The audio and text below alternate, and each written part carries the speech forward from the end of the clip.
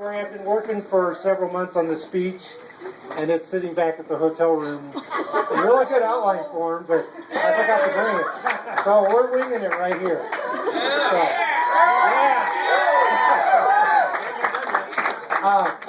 So I just want to welcome everybody to this wonderful celebration today.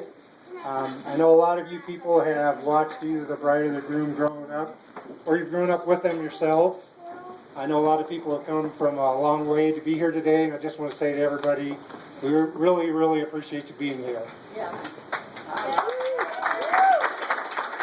I also want to give a special welcome to the Blevins family, which is kind of silly because we feel like we know Mark and Jazzy, Scott and Stacy, Reese, Cooper, and Kendall, like they're already a part of our family. We actually have seen them more than we have Stephen over the several years, because he was in the Army or the Air Force. But I just want to say welcome, and we look forward to getting to know the rest of your family tonight and in the coming years. Also want to say a special thank you to all the work that Cassidy, especially my wife Kim, did tonight to make this happen.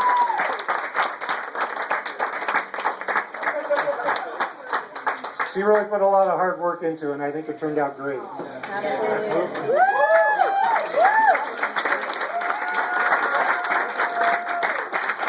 I also want to say a special thank you to my fellow dancing queens. Before you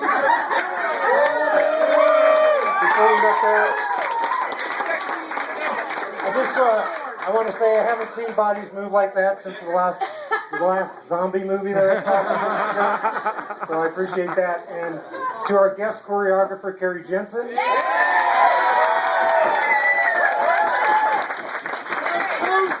Who was also Kim's assistant. I just want to say I'm sorry for ruining your career. Don't put this one on the resume.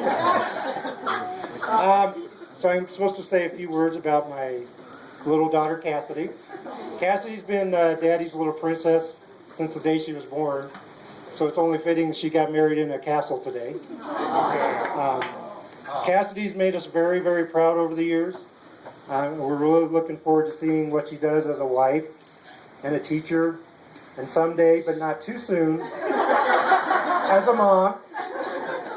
And, there's a lot of nerves when we were getting ready to walk down that aisle today. I was afraid I was going to fall out of the carriage or trip going down the aisle. And Cassidy was afraid I was going to fall out of the carriage or trip going down the aisle. But we made it. Thinking about that walk down the aisle brought back a memory of a long time ago when Cassidy was real young.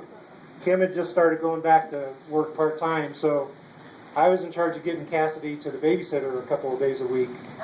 And I don't know if you remember this, but we would get ready and we would turn on WGN and watch the Bozo Show. Yeah, none of that educational programming for my kid. She got clowned. But I remember we would go over to the babysitter, and the first few times we would hold on to each other pretty tight walking up to the door because it was all new. We checked her babysitter out pretty good, but it's still a kind of a nerve-wracking experience. But I was always hoping that deep down she could tell that I would never walk her somewhere where she wouldn't be safe and well taken care of. So today I kind of felt the same way walking her down the aisle. There was a lot of nerves and we held each other pretty tight. But I hope you always know I'd never walk you down that aisle if I didn't know you'd be safe and well taken care of. So, I love you very much, Cassie Joe. And Stephen, I think she's a good match. Stephen is a really good match for Cassidy. A lot of son-in-laws and father-in-laws end up at war with each other over some silly argument or conflict, but Stephen and I were actually in a war zone with each other before they even got engaged. So I don't know if everybody knows, we were both in the same Air Force base in Iraq back in 2008, which, as weird as that was, it actually gave us a good chance to get to know each other. We'd get together for lunch and dinner once a week or so. And actually, without the girls around, it actually gave us a chance to actually talk. So that was good. But I just want to say, Stephen, Kim, and I are very, very proud of you and everything you've done, and we really are lucky to have you as a son-in-law.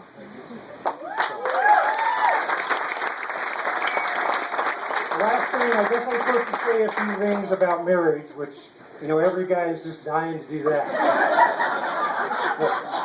So, but I came, yeah. I gotta be careful because I want to sleep in the bed tonight.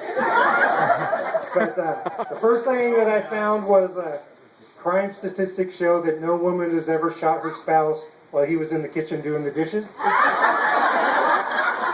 That's probably why I'm standing here today. The other one, and I'm going to have to cheat on this because it's a little poem that I found about marriage. To keep your marriage brimming with love in the loving cup, whenever you're wrong, admit it. Whenever you're right, shut up. I thought that was a pretty good one. But the last point I want to make, I'm going to need some audience participation.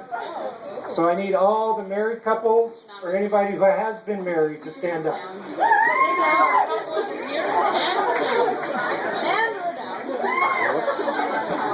Okay. Now anybody that's been married less than 2 hours, sit down.